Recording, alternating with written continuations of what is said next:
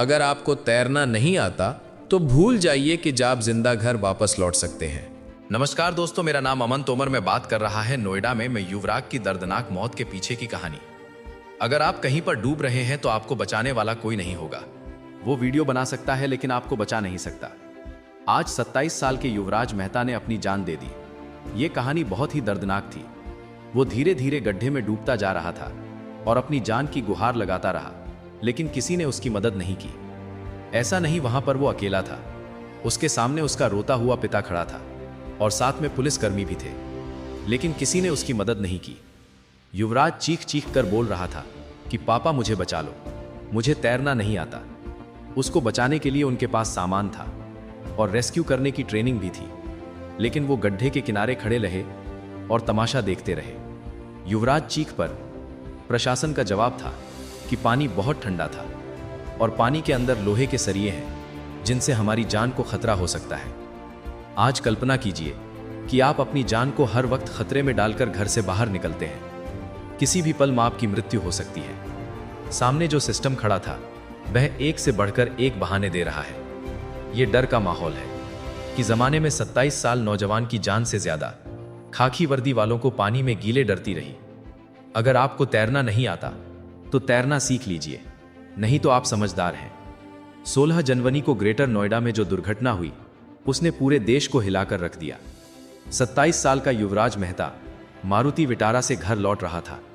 यहां पर सेक्टर नोएडा में, जहां पर अमीर लोग रहते हैं, जिस रास्ते से वो गुजर रहा था वहां पर बहुत ही खतरनाक मोड़ थी।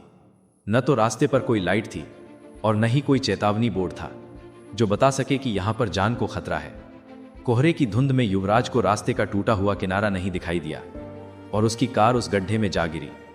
ये गड्ढा कोई प्राकृतिक झील नहीं थी, बिल्डर के द्वारा खोदा गया बेसमेंट था जो सालों से बारिश और सीवर के पानी से लबालब भरा हुआ था। सड़क के किनारे बिल्डर ने मौत का जाल बनाकर रखा था। कार पानी में गिरते ही कार तुरंत नहीं डूबी और यहीं से वो 1.5 घंटे का संघर्ष शुरू होता है जिसने आज सिस्टम पर जोर से तमाचा मारा। कार के गिरने के बाद उसने अपने सांसें छोड़ी नहीं, हिम्मत नहीं हारी।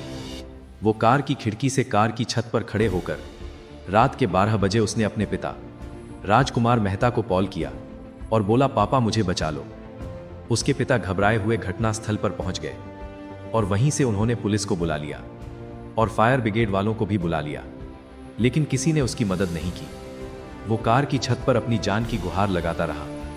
उसने अपनी फोन की फ्लैशलाइट जलाई रखी थी ताकि वो कोहरे में दिख सके। फायर ब्रिगेड वालों ने उसको बचाने से इनकार कर दिया और बोल दिया कि पानी बहुत ठंडा है और रस्सी भी बहुत छोटी है। अगर उस समय रस्सी छोटी ना होती तो शायद युवराज आज जिंदा होता। हालांकि गड्ढा इतना गहरा नहीं था, यह सिर्फ 25 फीट गहरा था। सबसे बड़ा सवाल यह खड़ा होता है कि नोएडा जैसे हाईटेक जैसे शहर में आप सुरक्षित नहीं है तो हम और आपकी तो भूल जाइए। और वहां पर फायर ब्रिगेड वालों के पास 30 फीट लंबी रस्सी नहीं थी। युवराज के पिता ने पुलिसकर्मी के सामने हाथ जोड़कर अपने बच्चे की जान गुहार लगाता रहा, लेकिन कोई फायदा नहीं हुआ।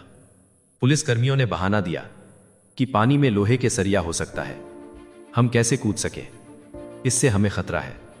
उस पिता के सामने बेटे की मौत हो गई। सबको दिख रहा था। वो मोबाइल फोन जिससे उसने लाइट जला रखी थी ताकि पता लग सके वो कहां पर है। 1.5 घंटे उसने अपनी जिंदगी की बचाने को संघर्ष लड़ता रहा। फिर उसकी डार पानी में चली गई। वो चिल्ला रहा था कि मुझे बचा लो, और उसकी कार डूबी और उसकी लाइट बुझी और किनारे पर खड़े उसके पिता की उम्मीद भी उस बार फोन की लाइट के साथ बुझ गई। शर्म आई तो वहां से गुजरते हुए डिलीवरी बॉय, मुरिंदर उसका नाम था, उसने अपनी जान को जोखिम में डालकर उसने पानी में छलांग लगाई। युवराज तक पहुंचने की कोशिश की, लेकिन अंधेरे ने उसको हरा दिया। फिर उसके मरने के बाद जो काम किया गया, हमें सोचकर शर्म आती है कि यही काम उस समय किया जाता तो शायद युवराज की मृत्यु ना होती। उसकी लाश को खोजने के लिए गोताखोरों की पूरी टीम पानी में उतार दी। यह पहला मामला नहीं है और अफसोस ये आखिरी भी नहीं होगा। अगर हम जागेंगे नहीं तो नोएडा जैसी लापरवाही से ऐसी ही घटनाएं होती रहेंगी। अगर आपको भी इस कहानी को सुनने के बाद गुस्सा आ रहा हो तो हमारे चैनल को सब्सक्राइब कर लें और वीडियो को लाइक कर लें और मिलते हैं अगली सच्ची कहानी में। धन्यवाद।